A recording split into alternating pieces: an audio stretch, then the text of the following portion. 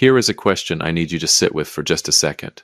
What do you do when the same water that destroys your life also saves it? Hold that thought, because by the time I'm done talking, you'll never look at a cup of coffee or a flooded basement the same way again. Welcome back to Dad's True Revenge. Grab your snacks, get comfortable, and remember, the people in these stories had every chance to behave themselves. They just chose wrong. Drop a comment and be sure to subscribe. You're going to love it here. My name is Matthew Calloway, and 14 months ago I had everything. Not everything. I wasn't the guy with the yacht and the vacation house in Aspen, but I had a factory, Calloway Precision Parts, sitting on 4 acres just outside Millbrook, Ohio. 43 employees who called me by my first name. A wife named Diane used to pack 2 sandwiches for my lunch because she said I always forgot to eat when I was excited about a new contract. And I was always excited about new contracts. Then the flood came. Not a slow, creeping flood. Not the kind where you have 3 days of news coverage and time to move the furniture upstairs. I'm talking about a Tuesday morning in March. The sky ripped open, and by noon, Calloway Precision Parts was sitting under 6 feet of brown water. 6 feet. My CNC machines. Gone. My inventory gone. The filing cabinets with 12 years of contracts and client records, floating somewhere near the parking lot like sad metal boats watching it all. And I said the only thing a man can say in that moment. Well, that's that. My foreman, a big, quiet guy named Dennis, stood next to me. He looked at me sideways and went, "You good, boss?" And I said, "Dennis, I haven't been good since 2019, but I appreciate the question." He didn't laugh. Nobody laughed for a long time after that. The insurance company was the first betrayal. Not the last, but definitely the warm-up act. I filed the claim within 48 hours. I had documentation. Photos, 12 years of meticulous records because Diane always said I was obsessive about paperwork. She meant it as a complaint. Turned out to be the only compliment that ever mattered. The adjuster, a pale, thin man named Gerald who looked like he'd never been rained on in his life, came out, walked around, typed things into a tablet, and told me with the energy of someone reading a grocery list, "Mr.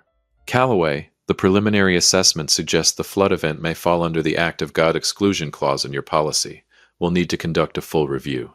I stared at him. "Gerald," I said slowly, "are you telling me that God specifically targeted my factory?" He blinked. "I'm saying the natural disaster classification. Because if God came all the way down to Millbrook, Ohio, to flood my building specifically, I feel like I deserve a reason, a note, something." Gerald did not find that funny. Gerald put me on a review list that apparently had no end. Diane left on a Thursday. Not during the flood. Not in the immediate chaos when I might have understood it. She left 4 months after, when I was deep in the middle of fighting the insurance company, sleeping 4 hours a night, and surviving on gas station sandwiches. She sat across from me at the kitchen table, our kitchen table, the one we'd bought together at an estate sale and refinished ourselves. And she folded her hands like she was about to deliver a board presentation and said, "Matthew, I've been doing a lot of thinking." And I said, "About what?" And she said, "About us, about where this is going, about whether I can keep doing this." I put down my coffee. Keep doing what, Diane? Being married. That should have told me everything. A woman who doesn't flinch when you say something like that has already made up her mind and is just waiting for you to catch up. "I'm not built for survival mode," she said. "I need stability." You need stability, I repeated. "I just lost 12 years of work in one morning, and you need stability." Don't make me the villain here. I looked at her for a long moment. This woman who'd packed 2 sandwiches because I forgot to eat. This woman whose handwriting was still on the side of my coffee mug from a birthday 4 years ago that I hadn't been able to wash off, because I'm apparently a sentimental idiot. "I'm not making you anything," I said quietly. "I'm just noting the timing." 1 suitcase, a box of things she'd already packed, which told me the decision was not, in fact, new. She kissed me on the cheek like I was a distant relative at a funeral, and walked out to a car that was already waiting at the curb. I stood at the window and watched her go. Then I went and made coffee. Because what else do you do? The motel was called the Sunrise Inn, which was either deeply ironic or deeply optimistic depending on the day. Room 114. Single bed. A TV with 3 channels that worked, and one that was just static, which I watched sometimes because it felt honest. I settled into a routine the way a drowning man settles into water. Slowly, then completely. Every morning I caught the 7:15 bus downtown to meet with lawyers, adjusters, contractors, and various human beings, whose job was to tell me why I couldn't have my life back yet. Every evening I caught the 6:40 bus back. The driver on the evening route was a man named Roy Cooper, big hands, a face like a map of somewhere that had seen weather, mid-50s maybe. The kind of man who looked like he'd been sitting in that driver's seat since the bus was invented. He never said much, neither did I. But somewhere around week 3, I started bringing him a coffee from the cart outside the downtown station. Just black coffee, nothing fancy. The first time I handed it up to him, he looked at it, then at me, then at the road and said, "What's this for?" And I said, "You get me home every night. Seems like the least I can do." He nodded once. Took the cup. That was our whole relationship for 11 months. A cup of coffee. A nod. Occasionally, if the traffic was bad, Roy would glance in the mirror and say something like, "Construction on 5th again," and I would say, "Naturally," and that would be the entire conversation. It was the best relationship I had. Now here's the part where I need you to lean in. Because I've been setting the scene. I've been giving you the flood, the factory, the wife, the motel, the routine. But none of it, is the actual story. The actual story started on a Wednesday night in February, when Roy drove right past my stop. I looked up from my phone, Millbrook and 6th. My stop. Gone. Disappearing out the back window like everything else in my life. "Roy," I called out. "You missed my stop." He didn't answer. I looked around. The bus was empty. Just me. I hadn't even noticed everyone else getting off. I stood up and walked toward the front, and that's when I heard the pneumatic hiss of every door locking at once. I stopped walking. Roy's eyes found me in the rearview mirror, and they were different from every other night. Not the steady, quiet eyes of a man watching traffic. These were the eyes of someone who had been waiting. He said, and I will hear these words for the rest of my life. He said, "Sit down, Matthew. There are 2 men in the alley behind 5th and Crane right now, and there's a woman who's about to pay them $100,000. "What woman?" He looked at me in the mirror for one long second. "Your wife." I sat down. The bus rolled on through the dark, and Roy said the 2 words that turned everything I thought I knew about the worst year of my life completely upside down. He said, "Watch this. If you've made it this far, do us one quick favor. Subscribe. A lot of people watch without ever doing it, but it costs you nothing and means everything to us. Thank you genuinely." Let me tell you something about silence. There are different kinds. There's the comfortable silence, the kind you share with someone you trust, where nothing needs to be said because everything already has been. There's the awkward silence, the kind at dinner parties when someone says something slightly offensive and everyone suddenly finds their food fascinating. And then there's the silence that sits inside a moving bus at night, between a man who just heard his wife's name and a bus driver with secrets behind his eyes. That last one, that one has weight. I was sitting 4 rows back, gripping the metal bar of the seat in front of me like it owed me money. My brain was doing that thing it does when information arrives faster than it can be processed. Just spinning, finding no traction, producing nothing useful. I kept thinking, $100,000, 2 men, your wife. I leaned forward and said, trying to keep my voice level, failing completely, "Roy, what is happening right now? Who are those men?" His big hands rested on the wheel like we were just having an ordinary Wednesday. "Private investigators," he said. "Good ones. Ex-military. They've been sitting on that alley for 3 hours. Why?" Which meant the first 2 had already happened. Which meant while I was in room 114 of the Sunrise Inn watching static television and eating gas station sandwiches and thinking my biggest problem was a flood and a heartless insurance adjuster named Gerald. My wife had been wiring money to people I'd never met. "Roy," I said slowly, "how long have you known about this?" He was quiet for a moment. Then, long enough. He pulled the bus over on a dark stretch of Meridian Avenue, put it in park, and reached under his seat. He pulled out a phone, not his regular phone, a second one, older, a prepaid thing, and he held it up so I could see it in the mirror. "I'm going to call her now," he said. "I need you to be quiet, completely quiet. Can you do that?" I almost laughed. Almost. You're asking the man whose entire life just got flipped upside down if he can sit quietly while you call his estranged wife on a mystery phone. "Yes." "Yeah," I said. "Yeah, I can do that." He dialed. I counted the rings. 1, 2, 3. I actually found myself hoping she wouldn't pick up, which is a strange thing to hope for, but I wasn't exactly operating at full rational capacity. She picked up on the fourth ring. And her voice. I hadn't heard her voice in 4 months. It hit me somewhere I wasn't prepared for. She sounded exactly the same. Calm. Composed. Slightly impatient, the way she always answered calls from numbers she didn't recognize. She said, "Hello?" Roy's voice changed. Not dramatically, just slightly flatter, like he'd set something down. He said, "The drop location has been compromised. You need to pull your men out of the alley." Dead silence. 3 full seconds of it, and then, this is the part I need you to really hear. Instead of saying what alley, instead of saying who is this, instead of saying any of the 1,000 things an innocent person would say, Diane said, "How compromised?" Roy caught my eyes in the mirror. Just for a second. His expression didn't change, but his eyes said, "You heard that, right? You heard exactly what that means. I heard it. How compromised? Not I don't know what you're talking about. Not you have the wrong number." She dove straight into operational damage control like a woman who had been managing something complicated for a very long time. Roy said, "Compromised enough that you should be concerned." She said, "Is this Henley?" No. Shorter this time. When she came back, her voice had dropped half an octave, and something careful had crept into it. "Then who is this?" "Someone who knows about the levy, Diane." The silence after that one was so long and so heavy that for a moment I genuinely wondered if she'd hung up. I looked at the phone screen in Roy's hand, still connected, still counting seconds. Then she said, very quietly, "What do you want?" I realized I was gripping that seat bar so hard my knuckles had gone white. I loosened my fingers one by one, like I was physically dismantling something. "The levy," I said. My voice came out strange, hollow. "What does the levy have to do with anything?" Roy put the bus back in drive. "Everything," he said. "It has to do with everything." He talked while he drove. Slowly, the way a man talks when he's been holding something for a long time, and is finally carefully setting it down. His name wasn't just Roy Cooper the bus driver.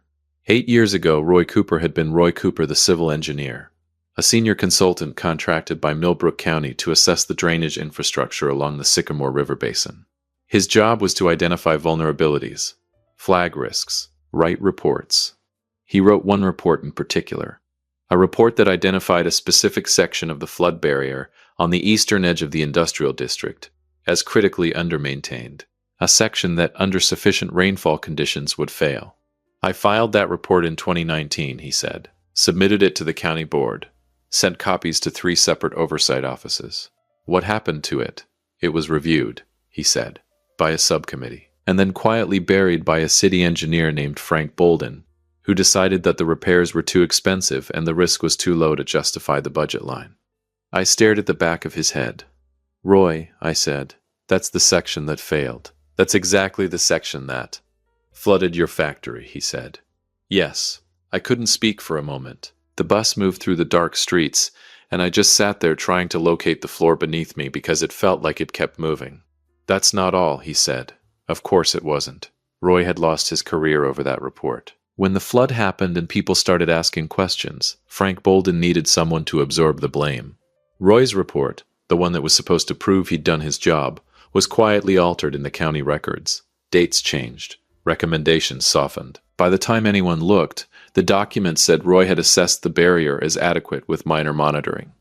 He was let go, quietly, with a small settlement and a non-disclosure agreement he'd signed before he fully understood what he was signing. "So you became a bus driver," I said. "I became a bus driver," he said, "and I started watching, because I knew what happened wasn't an accident. I just couldn't prove who had decided it was a good idea to let it happen." "And you found out 3 months ago," he said. "Yes." He paused, turned the bus onto a street I didn't recognize. "The flood wasn't just negligence, Matthew. Someone knew the barrier was going to fail, and someone made financial arrangements before it did. Someone who stood to benefit from the destruction of the industrial properties on the east side." I felt something cold settle at the base of my spine. "What kind of financial arrangements?" Roy reached into the side pocket of his driver's door and produced a folded envelope. He held it back toward me without turning around. I leaned forward and took it. Inside were printed documents, financial records, a property portfolio I didn't recognize, until I got to the 3rd page and saw a signature I'd been looking at for 11 years. Diane Calloway, dated 14 months before the flood. She had purchased options on 3 parcels of land on the east side of the industrial district, land that would be worth almost nothing if the factories on it were operational, and worth a fortune for commercial redevelopment once they were gone. My factory sat in the middle of all 3 parcels. I folded the papers back into the envelope with the care of a man handling something that might explode. She knew, I said. The words felt strange in my mouth, too simple for what they meant. She knew the flood was coming. She invested around it, around me. Roy nodded once. The 2 sandwiches, I said stupidly, irrelevantly. She always packed 2 sandwiches because I forgot to eat. She packed 2 sandwiches, I said again, and I don't know why I kept coming back to that, except that it was the thing my brain had chosen to represent everything I'd believed about my marriage. And it turned out even the sandwiches were a performance. Roy said gently, for a man who'd just detonated my entire understanding of the last 14 months, "I'm sorry, Matthew." I looked out the window. "The men in the alley," I said after a moment. "The investigators. They're yours. Yes, you've been building a case. Yes. And you needed—" I stopped, turned it over. "You needed someone with personal standing, someone who could be a witness, someone with motive to see it through who couldn't be paid off or pressured into dropping it." But in the mirror I could see the faintest nod. "That's why you drove past my stop. That's why I drove past your stop." I leaned back in my seat. Outside, Millbrook scrolled past in the dark, the streets I'd been riding through for 11 months, seeing nothing. Just a man on a bus, going nowhere, carrying his grief like a carry-on bag. I looked at the envelope in my hands. Then I looked at the back of Roy's head. "What happens next?" I asked. Roy turned the bus onto 5th Street. And as we rolled slowly past the mouth of the alley behind 5th and Crane, I saw 2 figures standing in the shadows, watching, waiting. Roy said, "Next, she makes a mistake. And when she does," he glanced at me in the mirror one last time, "we make sure the whole world is watching." If you've been listening for a while and want stories like this to keep coming, it really helps if you hit that like button and subscribe. 97% of people never do, but it's what keeps this whole thing running. So thank you for real. I need you to understand something before we go any further. I am not a man who cries easily. I grew up in a household where my father's idea of emotional expression was a firm handshake and the phrase, "could be worse."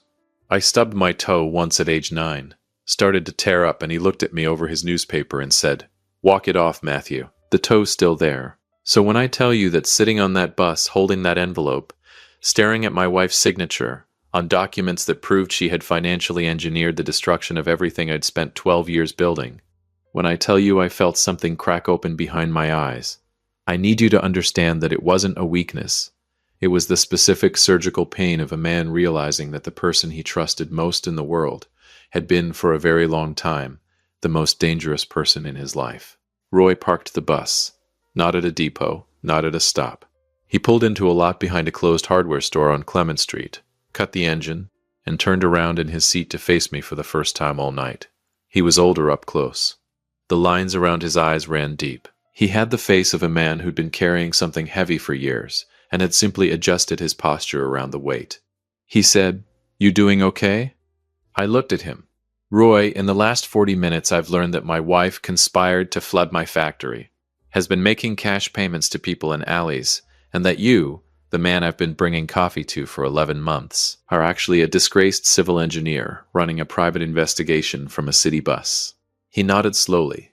"So," I said, "to answer your question, no, I am spectacularly not okay. But I'm listening. Keep going." The corner of his mouth moved. Not quite a smile, but close. He laid it out clean. The 2 men in the alley, their names were Garrett and Phil, both former Army investigators, both currently licensed private investigators in the state of Ohio. Roy had hired them 6 months ago, burning through most of what remained of his settlement money. For 6 months they had been documenting Diane's movements, the payments, the meetings, the paper trail that connected her land investments to Frank Bolden, the city engineer who had buried Roy's report and then altered it to cover his tracks. Because here was the part that made everything worse, and I genuinely did not think it could get worse. But life is creative that way.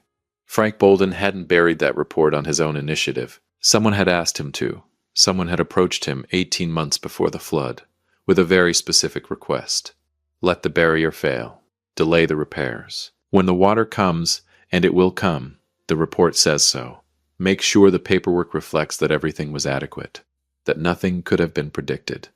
In exchange, Frank Bolden received a very generous anonymous deposit into an account his wife didn't know about. The person who made that request.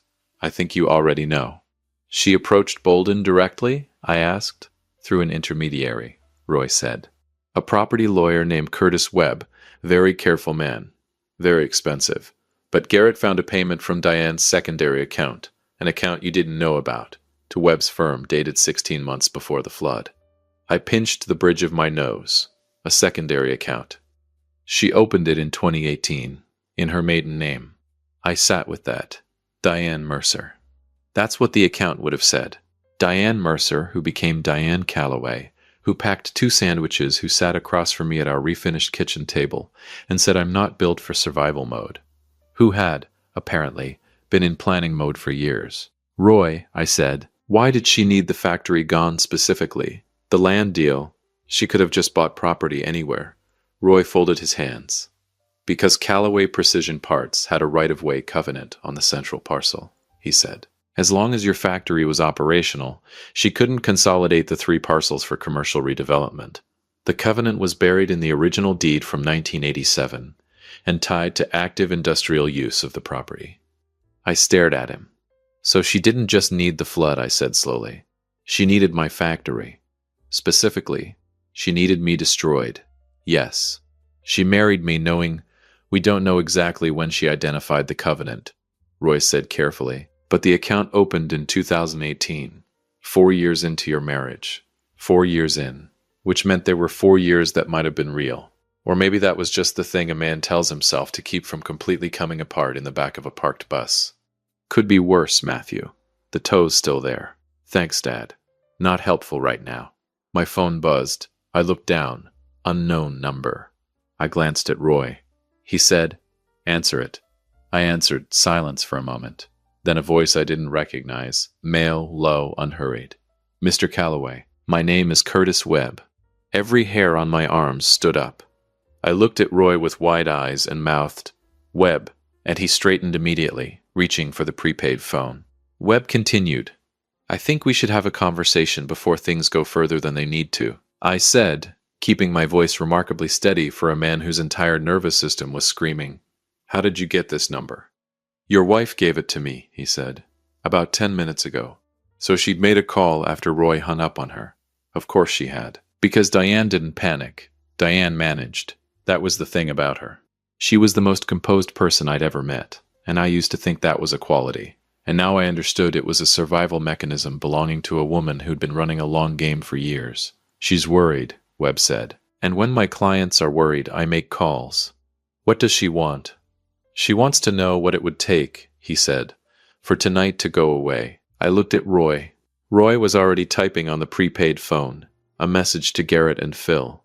I assumed because within 30 seconds my own phone buzzed with a text from an unknown number that contained just 4 words. "Keep him on. Recording." I put the phone back to my ear. "That's an interesting question," I said. "What does she think it would take?" Webb said, "She's prepared to be generous, with money she made betting against my factory." A pause. "Mr. Calloway, I'm just clarifying the source of the generosity, Curtis. I want us both to be clear about where the money comes from." Another pause. Longer. When he came back, something had shifted slightly in his tone. The professional smoothness was still there, but underneath it, just barely, something that might have been discomfort. "She wants to offer you a settlement," he said. "Significant. Enough to rebuild.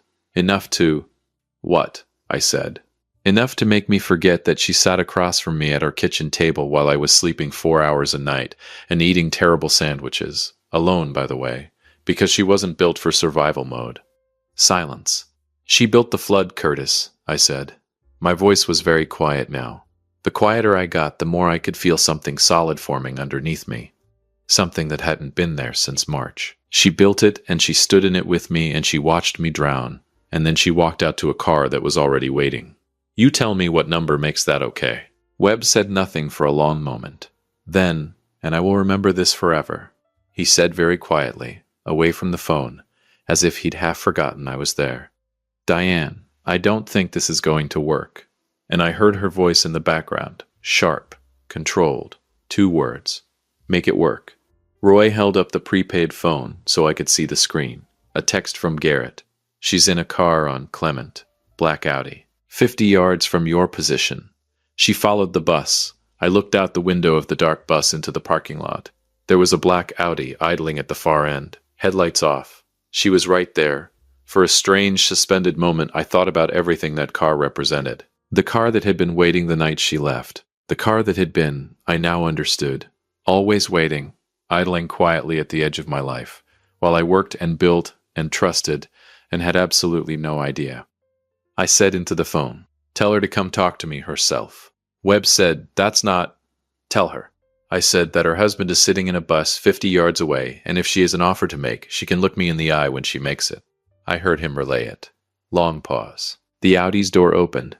She looked exactly the same. That was the thing that got me. Some part of me had expected her to look different, to look like what she was, but she walked across that parking lot in a dark coat, hair pulled back, chin level, and she looked exactly like the woman who had refinished a kitchen table with me on a Saturday afternoon, and laughed when we got Stain on the dog. She climbed onto the bus, stopped when she saw Roy. Something moved across her face. Recognition, recalculation, fear, all of it in about half a second, and then the composure slammed back down like a shutter. She looked at me. I said, "Hi, Diane." She said, "Matthew." A pause. "I see you've been busy." "I've been riding the bus." I said, "Turns out that's where the interesting people are." She glanced at Roy. "You have no idea what you've gotten involved in," she said to him. Roy said, with the absolute serenity of a man holding 4 aces, "I've been involved since before the flood, Mrs. Calloway. Longer than you." She turned back to me, and for just a moment, just one, the composure slipped. Not much. A hairline fracture. But I saw it, and I think she knew I saw it. And I think that was the moment she understood that the version of Matthew Calloway she had calculated for, accounted for, and dismissed, was not the version sitting across from her right now. "What do you want?" she asked. I reached into my jacket and set the envelope on the seat beside me. Didn't hand it to her. Just let her see it. "Frank Bolden," I said. "Curtis Webb. Every account, every payment, every conversation. All of it. You give Roy's investigators full cooperation. You provide documented testimony, and you make sure the man who altered that engineering report faces what he did." She stared at the envelope. "And if I don't, then Garrett and Phil walk out of that alley with 3 months of documented evidence, the financial records from your account and your maiden name, and a very detailed conversation between you and Roy that's been recording since you picked up that phone tonight." I paused. "Gerald from the insurance company is going to find the whole thing very interesting. So is the county DA." Silence.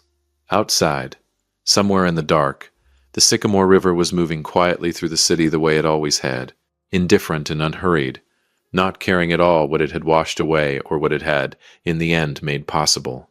Diane looked at me for a long time. Then she sat down. The full cooperation agreement was signed 11 days later. Frank Bolden was indicted on 4 counts, including criminal negligence and falsification of public records. Curtis Webb surrendered his license and cooperated with prosecutors in exchange for reduced charges. The county opened a full review of flood barrier maintenance across the entire Sycamore Basin.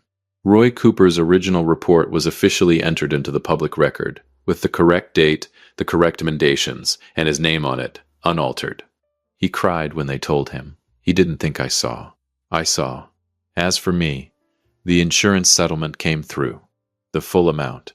Funny how quickly Gerald moved when the words criminal conspiracy and county liability entered the conversation. Callaway Precision Parts broke ground on the new facility 8 months later. 43 employees came back. 3 new ones joined them. I still ride the bus sometimes. Not because I have to.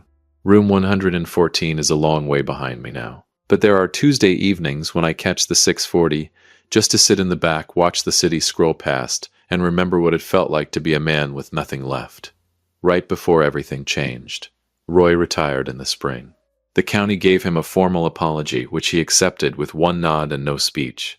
On his last night driving, I brought him a coffee from the cart outside the downtown station.